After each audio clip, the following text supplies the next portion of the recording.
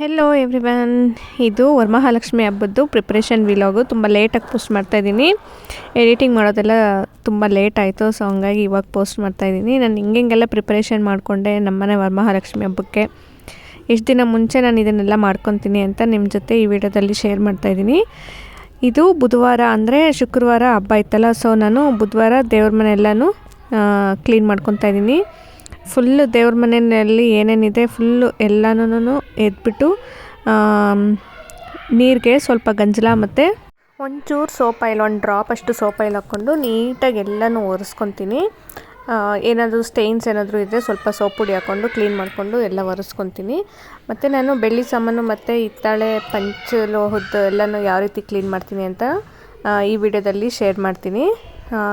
ಈ ದೊಡ್ಡ ದೊಡ್ಡ ದೀಪನೆಲ್ಲ ನಾನು ಡಿಸ್ಮ್ಯಾಂಟಲ್ ಮಾಡಿರ್ತೀನಿ, ಯಾಕೆಂದರೆ ಎತ್ತಿಡೋದೆಲ್ಲನೂ ತುಂಬ ಕಷ್ಟ ಆಗುತ್ತೆ. ಸೊ ಹಂಗಾಗಿ ನಾನು ಈ ದೀಪ ಆಲ್ರೆಡಿ ನಾನು ವಾಶ್ ಮಾಡಿ ಇಟ್ಟಿದ್ದೆ, ಸೊ ಹಂಗಾಗಿ ಅರೇಂಜ್ ಮಾಡಿದ್ದೀನಿ. ನಾನು ಏನಿಲ್ಲ ಅದನ್ನು ಸ್ವಲ್ಪ ಹುಣಸೆನಲ್ಲಿ ತೊಳೆದ್ಬಿಟ್ಟು ಪೀತಾಂಬರಿ ಪೌಡ್ರಲ್ಲಿ ಉಜ್ಕೊಂಡೆ ಅಷ್ಟೇ. ದೀಪನ ತುಂಬ ರೇರಾಗಿ ಯೂಸ್ ಮಾಡೋದ್ರಿಂದ ಏನು ಅಷ್ಟೊಂದು ಸ್ಟೇನ್ಸ್ ಇರಲಿಲ್ಲ, ಒಂದೇ ವಾಶ್ಗೆ ನೀಟಾಗಿ ಕ್ಲೀನ್ ಆಗಿಬಿಡ್ತು. ಇಲ್ಲಿ ನಾನು ವಾಶ್ ಮಾಡೋಕ್ಕಂತ ಸ್ವಲ್ಪ ಪೀತಾಂಬರಿ ಪೌಡರು, ಹುಣಸೆ ಹಣ್ಣಿನ ರಸ ಮತ್ತು ಬೆಳ್ಳಿ ಸಾಮಾನು ಕ್ಲೀನ್ ಮಾಡೋಕ್ಕೆ ನೋಡಿ ನಾನು ಈ ಒಂದು ಪೇಸ್ಟನ್ನ ರೆಡಿ ಮಾಡ್ಕೊತಾ ಇದ್ದೀನಿ. ಇದಕ್ಕೆ ಸ್ವಲ್ಪ ನಾನು ಸಬೀನ ಮತ್ತು ವಿಮ್ ಜೆಲ್ಲು ಮತ್ತು ಹೊಸದು ಟೂತ್ ಪೇಸ್ಟ್ ಹಾಕ್ಕೊಬೇಕು. ಯಾವುದು ಬಳಸಿರೋದು ಹಾಕ್ಕೊಬೇಡಿ, ಯಾಕಂದರೆ ದೇವ್ರ ಸಾಮಾನು ಕ್ಲೀನ್ ಮಾಡ್ತಾ ಇದ್ದೀರಲ್ಲ, ಸೊ ಹಂಗಾಗಿ ಎಲ್ಲ ಹೊಸದಾಗೆ ಹಾಕ್ಕೊಳ್ಳಿ. ಈ ಥರ ಹಾಕ್ಕೊಂಡು ಈ ಪೇಸ್ಟನ್ನ ರೆಡಿ ಮಾಡ್ಕೊತೀನಿ ನಾನು. ಮೊದಲಿಗೆ ಈ ಬೆಳ್ಳಿ ಸಾಮಾನೆಲ್ಲ ಸ್ವಲ್ಪ ನೀರು ಹಾಕಿ ತೊಳೆದ್ಬಿಟ್ಟು ನೋಡ್ತಾ ಇದ್ದೀರಲ್ಲ, ಆ ಪೇಸ್ಟನ್ನ ಸುಮ್ಮನೆ ಜಸ್ಟ್ ನಾನು ಉಜ್ತೀನಿ ಅಷ್ಟೇ. ನಾನು ಯಾವುದೇ ರೀತಿ ಸ್ಕ್ರಬ್ ಹಾಕೋದಿಲ್ಲ ಮತ್ತು ಯಾವುದೇ ಜುಂಜು ಕೂಡ ಯೂಸ್ ಮಾಡೋದಿಲ್ಲ. ಜಸ್ಟ್ ಆ ಪೇಸ್ಟ್ ಎತ್ಕೊಂಡು ಕೈಯಲ್ಲೇ ಈ ಥರ ನೀಟಾಗಿ ಗಟ್ಟಿಯಾಗಿ ವಾಶ್ ಮಾಡ್ತೀನಿ ಅಷ್ಟೇ. ವಾಶ್ ಮಾಡಿ ತೋರಿಸ್ತಿದ್ದೀನಿ ಎಷ್ಟು ಬೆಳ್ಳಗಾಗುತ್ತೆ ಅಂತ. ನಾನು ಯಾವುದೇ ರೀತಿ ಇದಕ್ಕೆ ಸ್ಕ್ರಬ್ಬು ಅಥವಾ ಏನು ಕೂಡ ಇನ್ನೂ ಯೂಸ್ ಮಾಡೋದಿಲ್ಲ. ಜಸ್ಟ್ ನಾನು ಈ ಥರ ಆ ಪೇಸ್ಟ್ ಅಪ್ಲೈ ಮಾಡಿಬಿಟ್ಟು ಸ್ವಲ್ಪ ಜೋರಾಗಿ ಪ್ರೆಸ್ ಮಾಡಿ ಉಜ್ತೀನಿ ಅಷ್ಟೇ. ನೋಡಿದ್ರಲ್ಲ ಎಷ್ಟು ನೀಟಾಗಿ ವಾಶ್ ಆಗಿದೆ ಅಂತ. ಇದನ್ನು ಬೇಕಾದರೆ ನೀವು ಇನ್ನೊಂದ್ಸಲಿ ಸಬೀನದಲ್ಲಿ ಉಜ್ಬಿಟ್ಟು ವಾಶ್ ಮಾಡ್ಕೊಬೋದು. ವಾಶ್ ಮಾಡಿದ ತಕ್ಷಣ ನೀರೆಲ್ಲನೂ ಇಮಿಡಿಯೇಟಾಗಿ ಬಟ್ಟೆನಲ್ಲಿ ಒರೆಸ್ಕೊಂಬಿಡ್ಬೇಕು, ಇಲ್ಲಾಂದರೆ ನೀರಿನ ಮಾರ್ಕು ಹಾಗೇ ಇರುತ್ತೆ. ನಾನು ಇದನ್ನೆಲ್ಲನೂ ಬುಧವಾರನೇ ಮಾಡ್ಕೊಂಬಿಟ್ಟೆ. ವಾಷಿಂಗು ಕ್ಲೀನಿಂಗು ಎಲ್ಲನೂ ಬುಧವಾರ ಮಾಡ್ಕೊಂಬಿಟ್ರೆ ಥರ್ಸ್ಡೇ ಪ್ರಿಪ್ರೇಷನ್ ಮಾಡ್ಕೊಳಕ್ಕೆ ಹಬ್ಬಕ್ಕೆ ತುಂಬ ಈಸಿಯಾಗಿರುತ್ತೆ. ಎಲ್ಲ ಒಂದೇ ದಿವಸ ಮಾಡಬೇಕಂದ್ರೆ ಕಷ್ಟ ಆಗುತ್ತೆ. ಸೊ ಒಂದೊಂದಾಗೆ 3 ಡೇಸ್ ಮುಂಚೆಯಿಂದ ಪ್ರಿಪೇರ್ ಮಾಡಿಕೊಂಡ್ರೆ ತುಂಬ ಈಸಿ ಆಗುತ್ತೆ. ನನಗನ್ಸಿದ್ದನ್ನು ಶೇರ್ ಮಾಡಿದ್ದೀನಿ, ನೀವು ಯಾವ ಥರ ಮಾಡಿದ್ರಿ ಅಂತ ಶೇರ್ ಮಾಡಿ. ಇದು ನೋಡಿದ್ರಲ್ಲ ಬಿನ್ಗೆ ಅದನ್ನು ಹುಣಸೆಹಣ್ಣು ಹಾಕಿ ಆಲ್ರೆಡಿ ನೆನೆಸಿಟ್ಟಿದ್ದೆ ನಾನು.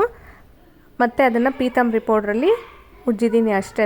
ನಾನು ಬೇರೆ ಯಾವುದೇ ರೀತಿ ಕೆಮಿಕಲ್ಸು ಈ ವಿಡಿಯೋದಲ್ಲೆಲ್ಲ ತೋರಿಸ್ತಾರಲ್ಲ ಆ ಥರ ಎಲ್ಲ ಯಾವುದನ್ನು ಹಾಕೋದಿಲ್ಲ ನಾನು. ಎಲ್ಲ ಬೆಳ್ಳಿ ಸಾಮಾನು ಅಷ್ಟೇ ನಾನು ಅದೇ ಪೇಸ್ಟಿಂದನೇ ನೀಟಾಗಿ ಕೈಯಿಂದ ವಾಶ್ ಮಾಡ್ಕೊಂಡಿದ್ದು. ಕೈಯಿಂದ ಉಜ್ಬಿಟ್ಟು ನೀರಲ್ಲಿ ವಾಶ್ ಮಾಡಿದ್ರೆ ಮುಗೀತು, ನೀಟಾಗಿ ವಾಶ್ ಆಗಿಬಿಡುತ್ತೆ. ಮತ್ತು ನಾನು ಇನ್ನೊಂದು ಏನು ಮಾಡ್ತೀನಿ ಅಂತಂದರೆ ನಲ್ಲಿ ನೀರಲ್ಲಿ ತೊಳೆದ್ಬಿಟ್ಟು ಒಂದ್ಸಲಿ ಫಿಲ್ಟರ್ ನೀರಲ್ಲಿ ಇನ್ನೊಂದು ಸಲನೂ ವಾಶ್ ಮಾಡ್ಕೊತೀನಿ ನಾನು. ಏನೋ ಗೊತ್ತಿಲ್ಲ, ನನ್ನ ಸಮಾಧಾನಕ್ಕೋಸ್ಕರ ನಾನು ಫಿಲ್ಟರ್ ನೀರಲ್ಲಿ ಇನ್ನೊಂದು ಸಲ ವಾಶ್ ಮಾಡ್ಕೊತೀನಿ. ನೀವು ಬೇಕಂದರೆ ಜಸ್ಟ್ ಟ್ಯಾಪ್ ವಾಟ್ರಲ್ಲಿ ಕೂಡ ವಾಶ್ ಮಾಡ್ಕೊಬೋದು. ನೋಡ್ತಾ ಇದ್ದೀರಲ್ಲ, ನಾನು ಎಲ್ಲ ಬೆಳ್ಳಿ ಸಾಮಾನು ಕೂಡ ನೀಟಾಗಿ ವಾಶ್ ಮಾಡಿ ಇಟ್ಕೊಂಬಿಟ್ಟೆ ಇಲ್ಲಿ. ಈಗ ಒಂದು ನೀಟಾಗಿರೋ ಒಂದು ಹೊಸ ಬಟ್ಟೆನಲ್ಲಿ ಈ ನೀರಿನ ಅಂಶನೆಲ್ಲನೂ ಒರೆಸ್ಕೋಬೇಕು, ಇಲ್ಲಾಂದರೆ ಗಾಳಿಗೆ ಹಾರಿಕೊಂಡು ಆ ಮಾರ್ಕ್ ಎಲ್ಲನೂ ಹಂಗೆ ಕಾಣಿಸ್ತಾ ಇರುತ್ತೆ. ಸೊ ಬಟ್ಟೆಲಿ ಒರೆಸ್ಕೊಂಬಿಟ್ರೆ ನೀಟಾಗಿ ಫಿನಿಶ್ ಆಗುತ್ತೆ ಎಲ್ಲನೂ. ಪೇಸ್ಟ್ ಟೂತ್ ಪೌಡರು ಅಥವಾ ಪೇಸ್ಟ್ ಹಾಕಿದ್ರೆ ಸಾಕು ಬೆಳ್ಳಿ ಸಾಮಾನಿಗೆ, ತುಂಬ ನೀಟಾಗಿ ಬೆಳ್ಳಗಾಗ್ಬಿಡುತ್ತೆ. ಬೇಕಿದ್ರೆ ಒಂದು ಸಲ ಮನೇಲಿ ಟ್ರೈ ಮಾಡಿ ನೀವು ಕೂಡ. ಜಸ್ಟ್ ಟೂತ್ ಪೌಡರ್ ಮತ್ತು ಸಬೀನಾದಲ್ಲೂ ಕೂಡ ವಾಶ್ ಮಾಡ್ಬೋದು. ಬೇಕಿದ್ದರೆ ಮಾತ್ರ ನೀವು ವಿಮ್ ಜೆಲ್ ಹಾಕ್ಕೊಬೋದು. ನಾನು ವಿಮ್ ಜೆಲ್ ಹಾಕ್ಕೊತೀನಿ. ಟೂತ್ ಪೌಡರು ಸಬೀನಾದಲ್ಲೇ ತುಂಬ ಬೆಳ್ಳಗಾಗ್ಬಿಡುತ್ತೆ. ಒಂದು ಸಲ ಟ್ರೈ ಮಾಡಿ ನೋಡಿ. ನೋಡಿ ಈ ಥರ ಬಟ್ಟೆಲೆಲ್ಲ ನೀಟಾಗಿ ನೀರಿನ ಅಂಶ ಒರೆಸ್ಕೊಬಿಡ್ಬೇಕು. ಒರೆಸ್ಕೊಂಡ್ರೆ ನೀಟಾಗಿ ಐಟಮ್ಸ್ ಎಲ್ಲ ನೀಟಾಗಿ ರೆಡಿ ಆಗಿಬಿಡುತ್ತೆ. ನೋಡಿದ್ರಲ್ಲ ನೀವು ಎಷ್ಟು ಪಳಪಳ ಅಂತ ಇದೆ ಅಂತ. ನಾನು ಜಸ್ಟ್ ಕೈಯಿಂದ ವಾಶ್ ಮಾಡಿರೋದಷ್ಟೇ, ಯಾವುದೇ ರೀತಿ ಸ್ಕ್ರಬ್ಬರ್ಸು ನಾನು ಯೂಸ್ ಮಾಡಿಲ್ಲ. ನೆಕ್ಸ್ಟು ನಾನು ದೇವ್ರ ಮನೇಲಿರೋ ಫೋಟೋಸ್ನೆಲ್ಲನೂ ನೀಟಾಗಿ ಒರೆಸ್ಕೊಂಡು ಅದಕ್ಕೂ ಕೂಡ ಅರಿಶಿನ ಕುಂಕುಮ ಎಲ್ಲನೂ ಇಟ್ಬಿಟ್ಟು ರೆಡಿ ಮಾಡ್ಕೊಂಬಿಟ್ಟೆ. ನಾನು ಇದನ್ನೆಲ್ಲನೂ ಕೂಡ ನಾನು ಬುಧವಾರನೇ ರೆಡಿ ಮಾಡಿ ಇಟ್ಕೊಬಿಟ್ಟೆ. 2 ಡೇಸ್ ಮುಂಚೆಯಿಂದನೇ ಪ್ರಿಪೇರ್ ಮಾಡಿಕೊಂಡ್ರೆ ತುಂಬ ಈಸಿ ಆಗುತ್ತೆ. ಸ್ಟ್ರೈನ್ ಕೂಡ ಆಗೋದಿಲ್ಲ, ಸ್ಟ್ರೆಸ್ ಇರೋದಿಲ್ಲ ಕೆಲಸ ಮಾಡೋದಕ್ಕೆಲ್ಲನೂ. ಸೊ ನಾನು ಈ ಥರ ಪ್ರಿಪ್ರೇಷನ್ ಮಾಡ್ಕೊತಾ ಇದ್ದೀನಿ ನಮ್ಮನೆ ವರಮಹಾಲಕ್ಷ್ಮಿ ಹಬ್ಬಕ್ಕೆ. ನೀವೆಲ್ಲ ಹೇಗೆ ಪ್ರಿಪೇರ್ ಮಾಡಿದ್ರಿ ಅನ್ನೋದನ್ನು ಕಮೆಂಟ್ ಸೆಕ್ಷನಲ್ಲಿ ಹೇಳಿ. ನೋಡಿ, ನಾನಿಲ್ಲಿ ಒಂದು ಅರಿಶಿನ ಕುಂಕುಮ ಇಡೋದಕ್ಕೆ ನಾನು ಈ ಒಂದು ಪೇಸ್ಟ್ನ ರೆಡಿ ಮಾಡ್ಕೊತಾ ಇದ್ದೀನಿ. ಒಂದು ಚಿಕ್ಕ ಗ್ಲಾಸ್ಗೆ ಸ್ವಲ್ಪ ಗಂಧ ಮತ್ತು ನೋಡ್ತಾ ಇದ್ರಲ್ಲ, ಇದು ಜವಾದು ಪೌಡರ್ ಅಂತಾರೆ. 1-2 ಚಿಟಿಕೆ ಆಗೋಷ್ಟು ಜವಾದು ಪೌಡರ್ ಹಾಕ್ಕೊತೀನಿ. ಮತ್ತು ಅದ್ರ ಜೊತೆಗೆ ಸ್ವಲ್ಪ ಅರಿಶಿನ, ಗಂಧ ಎರಡನ್ನೂ ಹಾಕ್ಕೊಂಡು ಸ್ವಲ್ಪ ನೀರು ಹಾಕ್ಕೊಂಡು ಇದನ್ನ ಗಟ್ಟಿಯಾಗಿ ಪೇಸ್ಟ್ ಮಾಡ್ಕೊತೀನಿ. ನೀವು ಬೇಕಂದರೆ ಇದಕ್ಕೆ ಸ್ವಲ್ಪ ಹಾಲು ಕೂಡ ಹಾಕ್ಕೊಬೋದು. ಹಾಲು ಹಾಕಿದ್ರೆ ಏನಾಗುತ್ತೆ ಅಂದರೆ ಸ್ವಲ್ಪ ಜಾಸ್ತಿ ದಿನ ಇರುತ್ತೆ, ಹೋಗೋದಿಲ್ಲ. ನಾನು ಹಾಲೆಲ್ಲ ಏನು ಯೂಸ್ ಮಾಡೋದಿಲ್ಲ, ಜಸ್ಟ್ ನೀರು ಹಾಕ್ಕೊಂಡು ಈ ಥರ ಪೇಸ್ಟ್ ಮಾಡ್ಕೊತೀನಿ. ಜವಾದು ಪೌಡರ್ ಹಾಕೋದ್ರಿಂದ ಸ್ಮೆಲ್ ತುಂಬ ಚೆನ್ನಾಗಿರುತ್ತೆ, ದೇವ್ರ ಮನೆಯಲ್ಲಿ ಗಮ್ ಅಂತ ಇರುತ್ತೆ. ಸೊ ಹಂಗಾಗಿ ಜವಾದು ಪೌಡರ್ನ ಯೂಸ್ ಮಾಡ್ತಾರೆ. ನೀವು ಬೇಕಾದರೆ ದೀಪ ಹಚ್ಚಬೇಕಾದ್ರೂ ಅಷ್ಟೇ ಎಣ್ಣೆಗೆ 1 ಚಿಟಿಕೆ ಆಗೋಷ್ಟು ಜವಾದು ಪೌಡರ್ ಹಾಕಿದ್ರೆ ದೀಪ ಉರಿಬೇಕಾದ್ರೆ ಸ್ಮೆಲ್ ತುಂಬ ಚೆನ್ನಾಗಿ ಬರ್ತಾ ಇರುತ್ತೆ. ಅದಕ್ಕೋಸ್ಕರ ನಾನು ಜವಾದು ಪೌಡರ್ನ ಯೂಸ್ ಮಾಡ್ತೀನಿ. ಈ ಥರ ಪೇಸ್ಟ್ ರೆಡಿ ಮಾಡಿಕೊಂಡು ಎಲ್ಲ ಬೆಳ್ಳಿ ಐಟಮ್ಸ್ಗೆ ಮತ್ತು ಹಿತ್ತಾಳೆ ಸಾಮಾನಿಗೆ ನಾನು ಅರಿಶಿನ ಕುಂಕುಮ ಎಲ್ಲ ಇಟ್ಕೊಂಡು ನೀಟಾಗಿ ರೆಡಿ ಮಾಡಿ ಇಟ್ಕೊತಾ ಇದ್ದೀನಿ.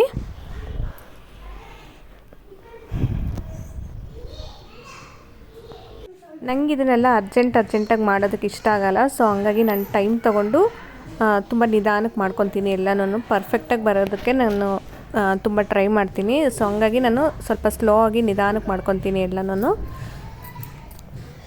ಒಂದಿನ ಟೈಮ್ ಸಾಕಾಗೋದಿಲ್ಲ ಅಂತ ನಾನು ಬುಧವಾರದಿಂದನೇ ನಾನು ಪ್ರಿಪ್ರೇಷನ್ಸ್ ಎಲ್ಲನೂ ರೆಡಿ ಮಾಡ್ಕೊತೀನಿ. ನಾನು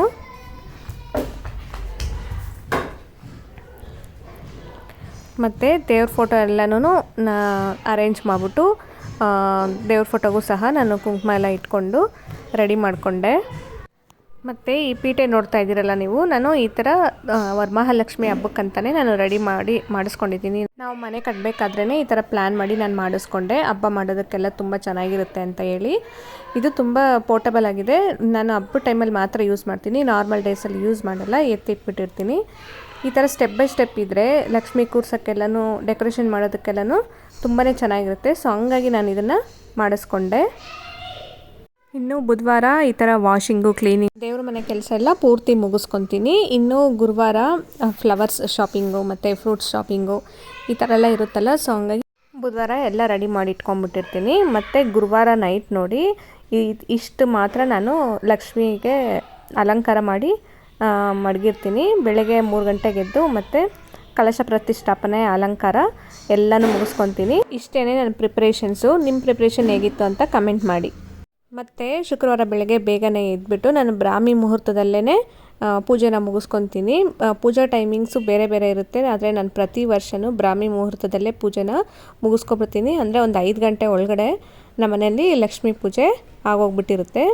ನೋಡಿ, ನಮ್ಮ ಮನೆಯಲ್ಲಿ ಲಕ್ಷ್ಮಿ ಹಬ್ಬ ಈ ರೀತಿ ಇತ್ತು.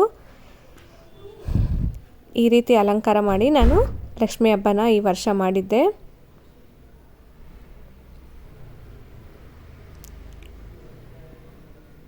ಹ್ಯಾಪಿ ವರಮಹಾಲಕ್ಷ್ಮಿ ಹಬ್ಬ ಎಲ್ಲರಿಗೂ ಕೂಡ. Thank you for watching.